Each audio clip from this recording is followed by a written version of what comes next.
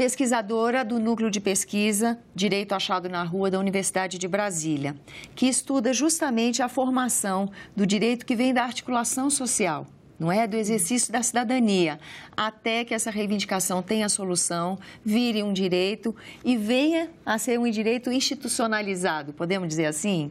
Podemos. Então, a nossa conversa de hoje gira em torno de um processo interessante, que é justamente a reivindicação de direitos feito pelas mulheres. E nessa perspectiva do ambiente político, né? Afinal de contas, essa articulação de exercício de cidadania já é uma questão política, né?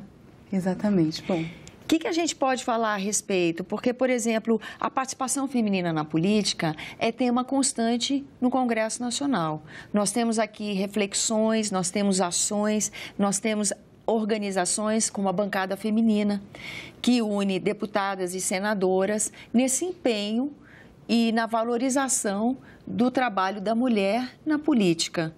Então, nesse ambiente, nessa perspectiva, o que é que esse núcleo de pesquisa pode dizer para nós a respeito? Bom, primeiro agradeço o convite da TV Senado, muito contente em participar de um debate tão importante e tão caro para a sociedade e para a nossa frágil democracia brasileira. O direito achado na rua, ele apresenta algumas categorias que são importantes para a gente conseguir analisar o fenômeno atual da participação das mulheres na política brasileira.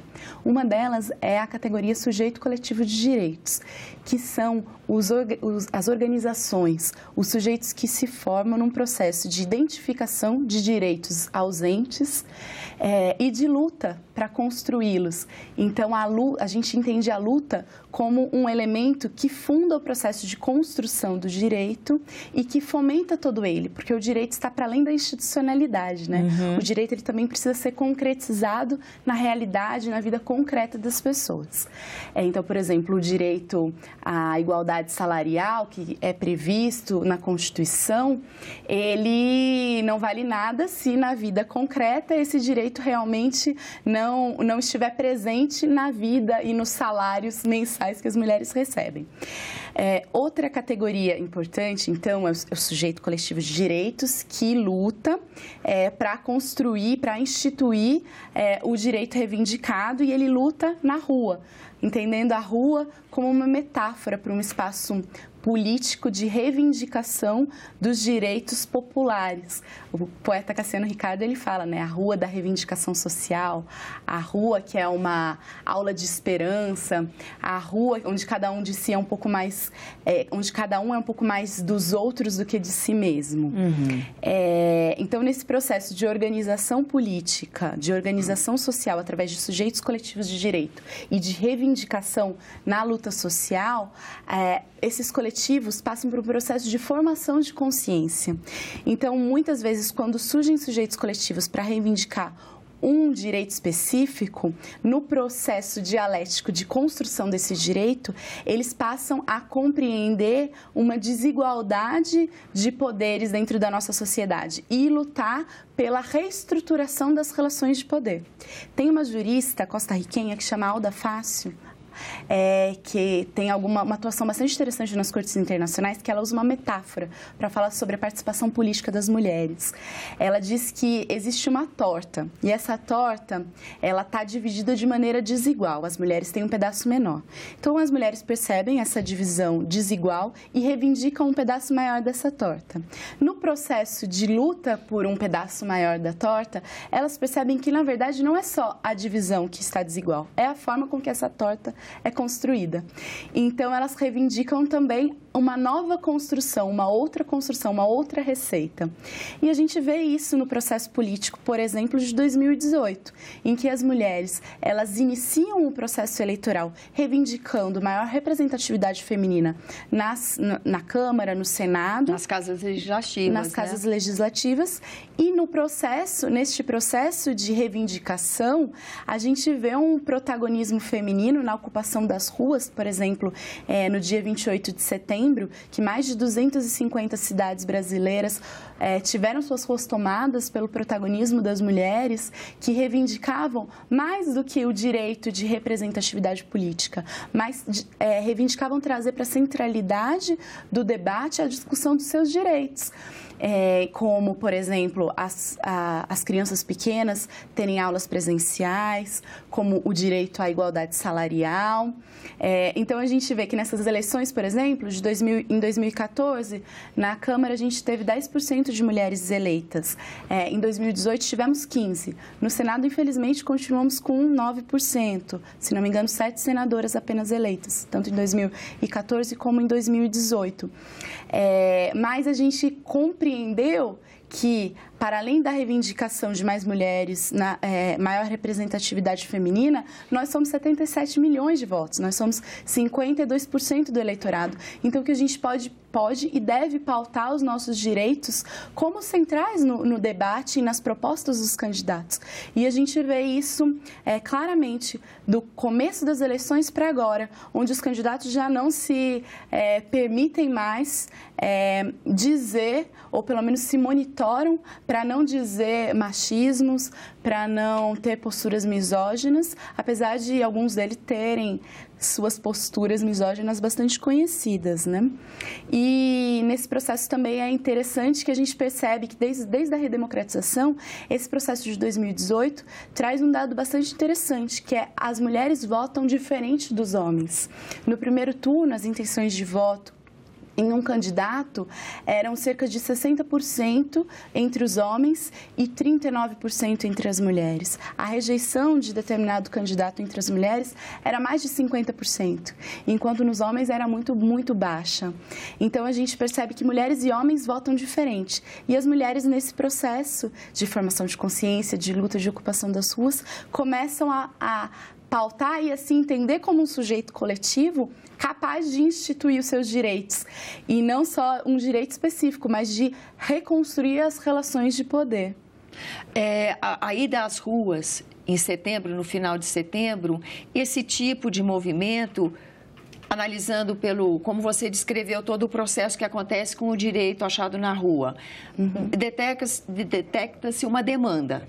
Há uma necessidade que não está satisfeita. Isso gera uma organização de um grupo. E começa todo um trabalho de reivindicação para que essa demanda seja atendida.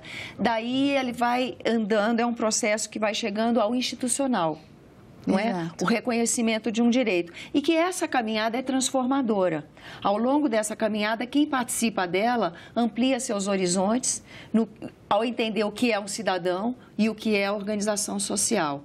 Um movimento, como vimos em setembro, das mulheres, pode sinalizar que tipo de legado isso deixa.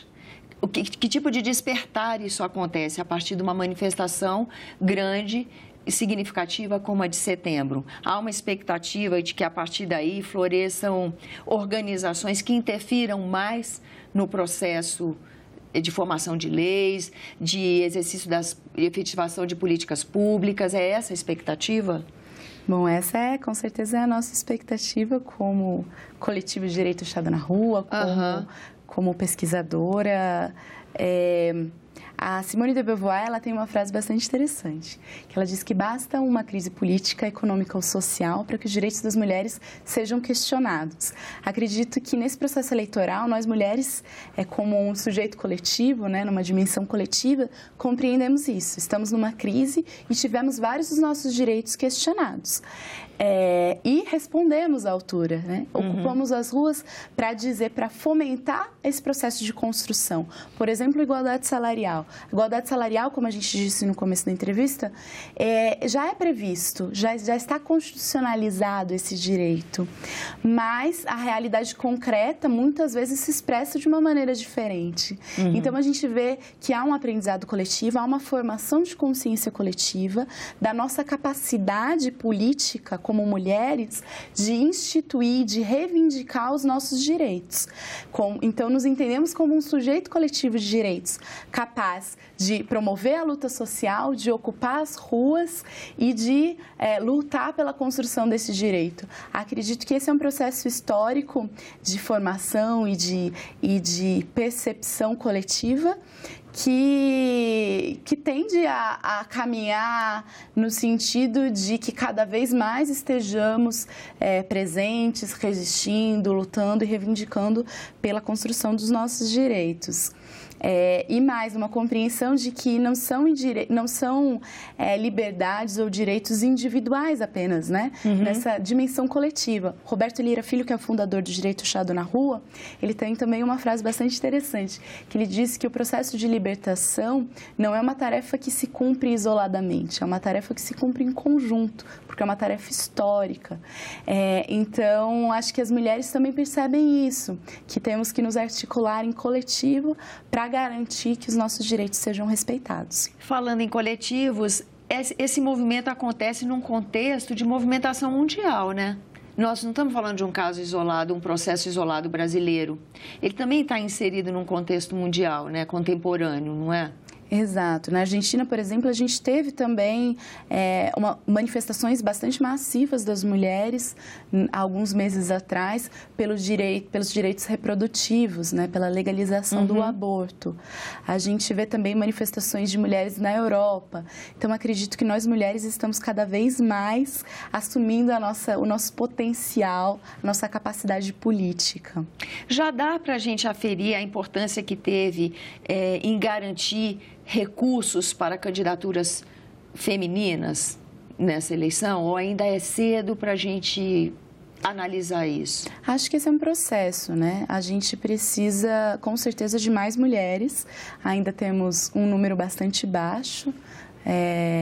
Não conseguimos aumentar a nossa representatividade no Senado, por exemplo, no caso aqui que estamos.